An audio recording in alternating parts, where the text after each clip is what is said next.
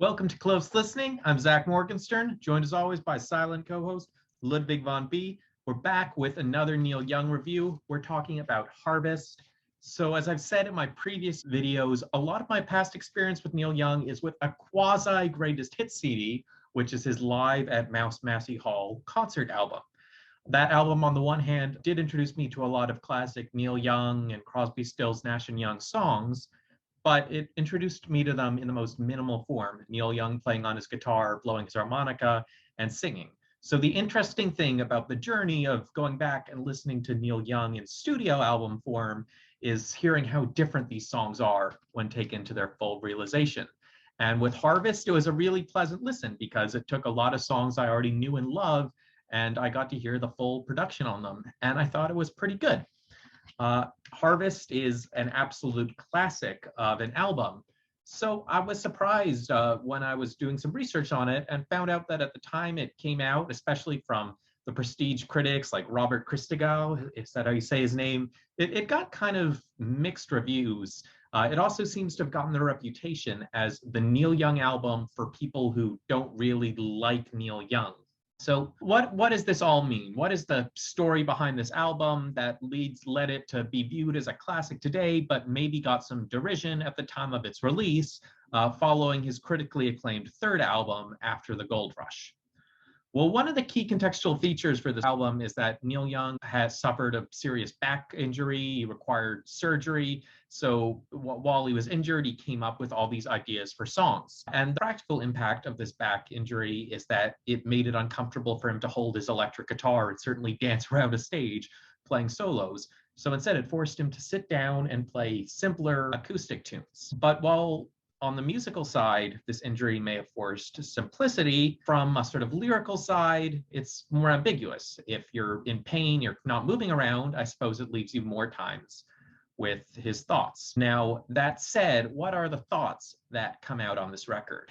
Well, one of the reasons some of the critics might not have loved this album is the thoughts are very familiar. It's essentially Neil Young taking all the ideas from his past few records and making them digestible, saying, if you didn't get the point from those records, here is the core of What's in My Soul. One of my favorite tracks on this record is the opener. It's Out on the Weekend. It's a great guitar and harmonica with just a bit of pounding drum in there, bringing in the full band sound. It's yet another brooding song in the Neil Young album, kind of like The Loner on his first solo album, or Only Love Will Break Your Heart from After the Gold Rush. Track 2 on Harvest is the title track, Harvest. Like the song Everybody Knows This Is Nowhere, it's vaguely about the idea of going back to the country, yet it has a specificity and a melancholy to it that makes it not your standard country song. You have A Man Needs a Maid, which, like some of the songs I've already mentioned, gets at the idea of loneliness, but also like I've Been Waiting for You and Cowgirl in the Sand is about this desperation for a partner and risking being accused of misogyny, though I think that's an oversimplistic reading of the meaning. Then you have The Needle and the Damage Done, which is a warning song about an addiction and a great example of how you can be quite original with simple chords and finger picking. But this one calls back to The Laughing Old Lady. Neil Young has written about addiction before. You also have Alabama, which is basically the song Southern Man from his last album, albeit with slightly more abstract lyrics and a more haunting sound thanks to harmony vocals. That said, if there are two songs on this record that contribute to why it was viewed somewhat negatively, I would guess they are A Man Needs a Maid and Heart of Gold. Now, A Man Needs a Maid's problem is the problem of being quote unquote overproduced. Namely, it's not just a folk song with acoustic guitar. It's not a folk rock song bringing in electric guitar, bass, and drums. No, out of nowhere, the London Symphony Orchestra at full blast comes into this song. Personally, I disagree with the charge that the song is overproduced, though it's certainly pleasant to hear the acoustic version of it as well. I feel that overproduced is a term that should only be used when the orchestration, when the absolute excess of instruments has nothing to do with the music underlying it, when it overpowers the vocals. So I've talked about this before in my mixed review of the Bee Gees album, Bee Gees First, where it feels like there's these whole symphonic pieces that have nothing to do with the singer-songwriter compositions below them. In the case of A Man Needs a Maid, however, it's not like the orchestra is simply on full blast and just trying to add noise to Neil Young's record and hiding his music. No, what it does is it accents his music. At first the orchestra isn't really there, and then it comes in suddenly. It's provocative. It's an unusual choice, but it's certainly a very intentional choice, part of the composing of the song. More importantly, I think it adds to the meaning of the song. So A Man Needs a Maid, it has this lyric about wanting a woman to just come cook and clean and go away, easily lent itself to critiques, to the criticism that it was misogynist. But I think part of what Neil Young is doing here is he's harkening back to old images of male loneliness. Like I'm thinking of Mr. Rochester and Jane Eyre. So yes, there is an element of misogyny there, but it's period misogyny. It's not Neil Young necessarily saying that's the relationship he wants in his present. He's trying to write both a somewhat personal love song about falling for the actress Carrie Snodgrass, but also doing this interesting period piece with absolutely haunting orchestration that sounds like something that would later go into Disney's Hunchback of Notre Dame. Now, Heart of Gold has a different problem.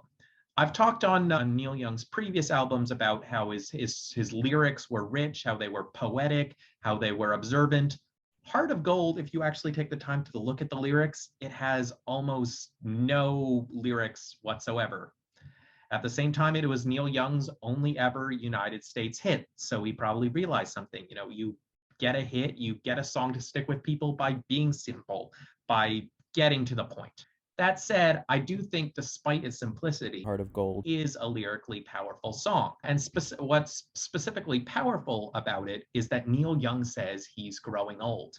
I talked about this with his first album, whether it was in the way Neil Young is illustrated on it or whether it's in his lyrics. And yet again, that feeling comes here that only 4 albums into his career, still in his 20s, Neil Young was 26 when writing this. He's talking as if he's an old man. And, in a way, I can understand this. He had a very busy musical career between Buffalo Springfield and Crosby, Stills, Nash and Young and all the music he did before that. But to people on the outside, this clear sense to himself that he'd been through a lot, that he felt aged, that he felt like this old man didn't make sense. So there's another song on this album that is indeed called Old Man, and it's about Neil Young comparing himself to this elderly foreman on a ranch he recently bought.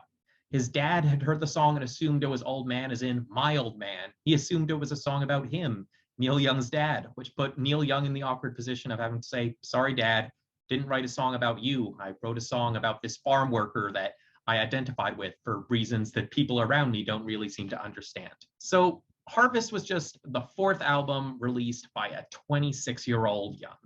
Yet it summed up what was already a prolific music career. Neil Young had done so much between his various bands at this point. And I didn't mention the last track on the album, Words, between the little bits of Eyes of Age, makes sure to also bring in a flavor of that Neil Young rock and roll from his 2nd album, which he recorded with Crazy Horse.